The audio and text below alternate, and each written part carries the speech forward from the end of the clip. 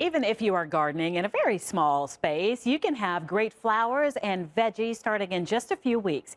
Earlier, I talked with our garden expert, Derek Thomas, with Thomas Landscapes, about some new technologies that give you lots of options and that are eco-friendly, too.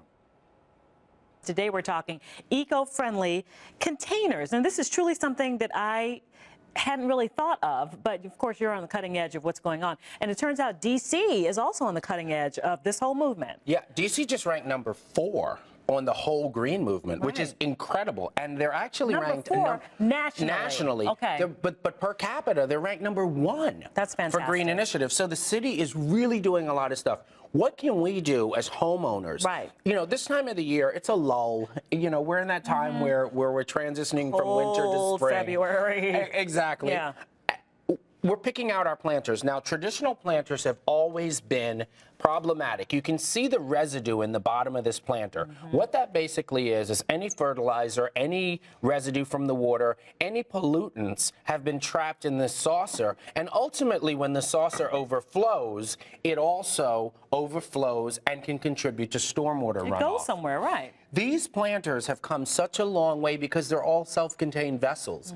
These, which are designed by Luciza, I may have mispronounced that, but they are wonderful because they have this built-in reservoir system so that when you water, actually below this, there is a well, if you will, that fills up with water, and you've got a great little meter that lets you know when the well has been filled up. You've got these absorbent granules that you would open up and put into the container, and then you plant out the container, and it becomes this beautiful self-contained container. When you fertilize, when you water, you're not contributing to the runoff.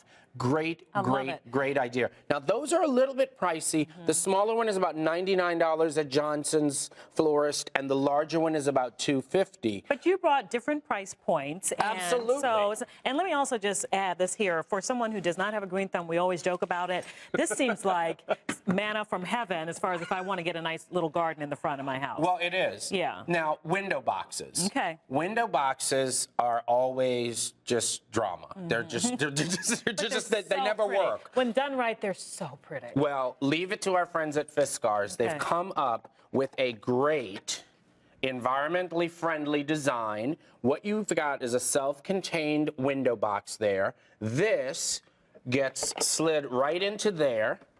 And then say if your balcony is a little bit space challenged, well, first of all, you're not going to be contributing any runoff as far as the water. You are going to be able to be self-contained if you go away.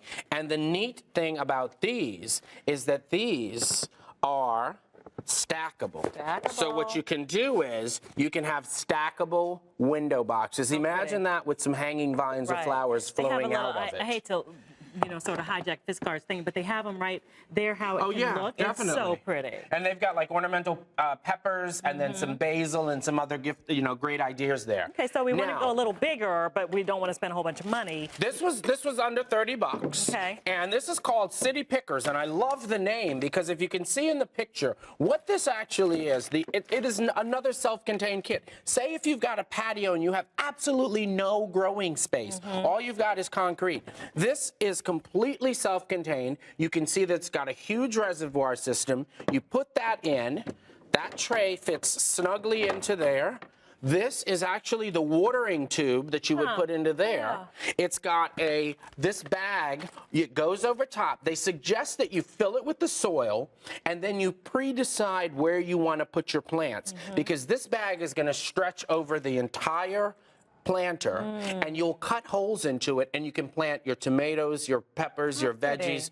Definitely. And this one also has casters, which means if it's too heavy, you can roll it around. So I always learn these are just some great when you're going green, start thinking, the technology has finally caught up and it's really, there's some great products out there that you can look to. What can we all do? We can do a lot. Derek, thank you so much. Thank you. How do folks reach you? At Thomas Garden Guy is the Twitter, and keep tweeting. All right, keep tweeting, folks, and thanks so much, Derek. All right, thank you both very much. Now, we haven't even started spring break yet, but already parents are making plans for the summer. And across the DMV, you'll find camps and programs available. So, how do you choose the best one?